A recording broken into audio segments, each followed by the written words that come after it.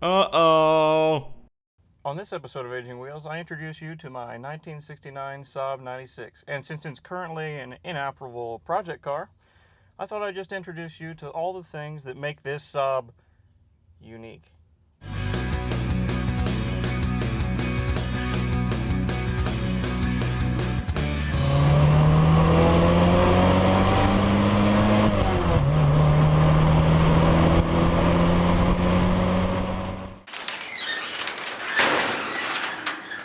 And right away you can tell this Saab is full of quirks just by the way its hood is cracked half open and staring at you. Now this is because I broke the hood latch and was afraid to close it, but just look how the hood opens. It pops up and slides forward, slotting into these rails near the cab.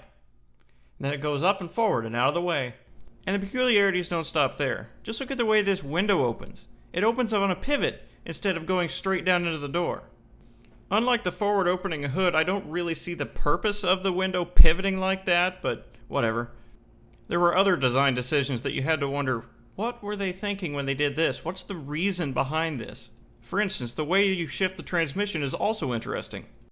It has a 4-speed column shift, making this a 4 on the tree. Also, you honk the horn by pulling back on this windshield wiper stalk here behind the shifter. Speaking of the powertrain, the engine in this car is a bit of an oddball. It has a Ford-derived V4 engine. But that's not half as weird as the engine this V4 replaced. Up until 1968, these cars were powered, the Saab 96s were powered by a 3-cylinder 2-stroke engine. Now, it takes a special kind of customer to know that when they're buying their brand new car, every time they take it to the gas pump, they're going to have to mix the gas and the oil before they stick it into the gas tank.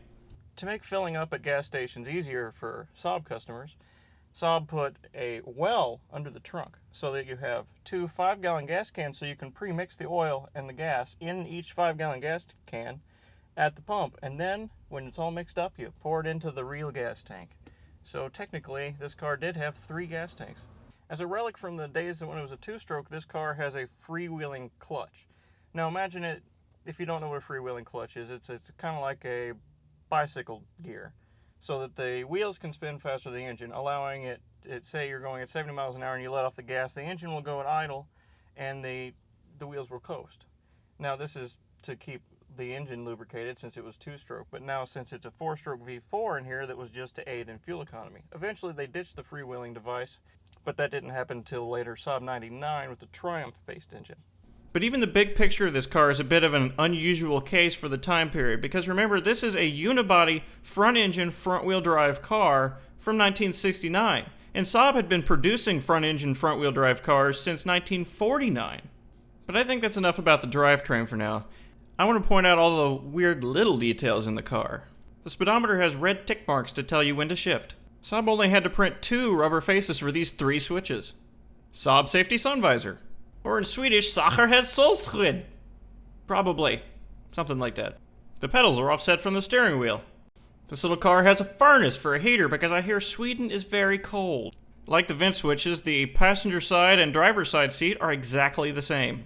You can tell if a Saab 96 is a deluxe model if it has a tachometer, which this one does not.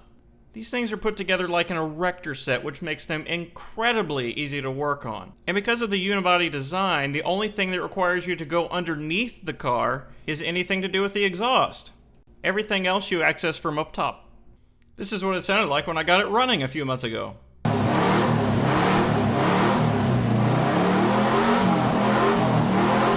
And this happened because I was stupid. Don't worry, Saab was not hurt. Now, as I'm sure you've noticed by now, my car, specifically my car, has one big issue.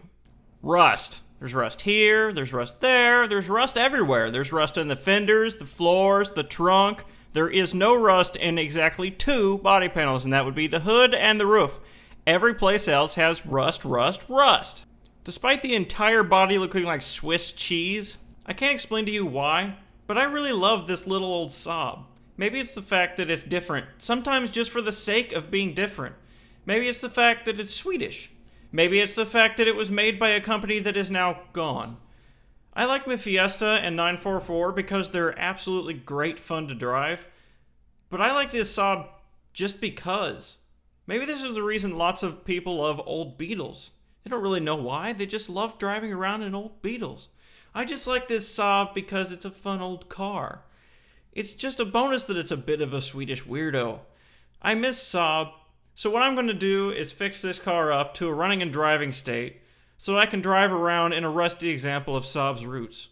The body's probably too far gone to even think about a restoration, but I'm not scrapping this car or parting it out like so many other people would do. I'm definitely not in this car for its investment or monetary value, so any money I put towards this car will be for the love of the car. And who knows, if I play my cards right, I might eventually be able to use this car in a way it was very well known for back in the day.